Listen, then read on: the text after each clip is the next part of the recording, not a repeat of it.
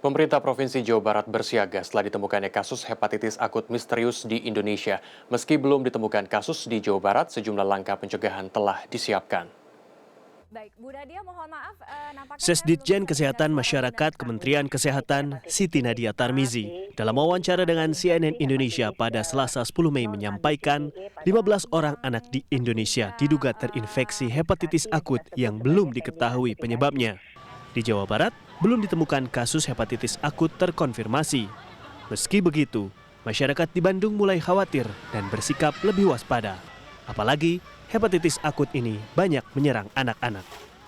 Ya lebih menjaganya sih dari mungkin gak jajan sembarangan, terus dilihat juga mungkin takutnya satu sendok sama temennya atau enggak minum bekas temennya. Lebih menjaga aja sih gitu. Pengawasan paling dari makanan sama bermain aja, jadi agak dibatasi.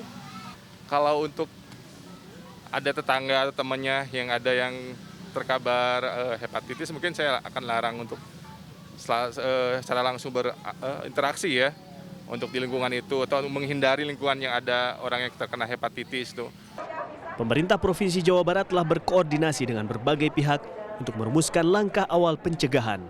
Selain membentuk tim ahli, Pemprov juga menyiapkan sarana dan prasarana, sistem pelaporan secara daring melalui surat elektronik, serta meningkatkan kemampuan rumah sakit dan laboratorium kesehatan daerah atau Labkesda. Kami sedang menginventarisasi bagaimana kemampuan masing-masing Labkesda untuk antisipasi hepatitis ini. Dan alhamdulillah itu sudah kami tindak lanjuti, Mbak. Jadi betul kata Mbak bahwa pemeriksaan hepatitis B ini perlu beberapa langkah-langkah yang dipersiapkan. Ya, kami pun sedang masih dalam koordinasi, Mbak, dengan Kementerian Kesehatan.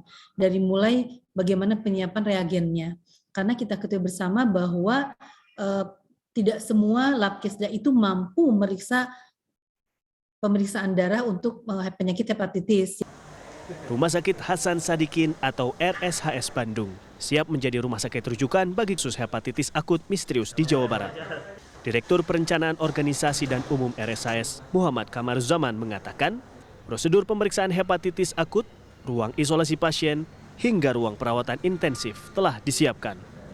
Untuk ruangan sendiri, ruangan intensif atau yang kita sebut dengan PICU ya khusus untuk anak itu kita sudah menyiapkan 7 bed ya. Dan untuk ruangan isolasi sendiri sementara kita siapkan ada 4 bed.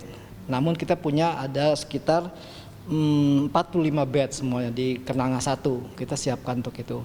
Bila manakala kita berharap tidak terjadi outbreak dan kejadian yang jumlah besar, tentu saja kita akan menyiapkan ruangan Kenanga itu menjadi ruangan isolasi buat pasien-pasien hepatitis misterius akut.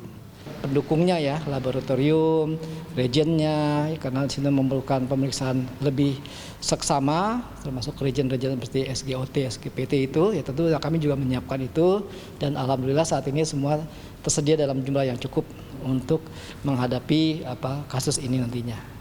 Kamaruzaman menambahkan masyarakat diharapkan menerapkan pola hidup bersih dan sehat untuk mengurangi risiko tertular hepatitis akut. Antara lain dengan rajin mencuci tangan, makan makanan yang bersih dan bergizi, serta menghindari penggunaan alat makan bersama. Tim Liputan CNN Indonesia, Bandung, Jawa Barat.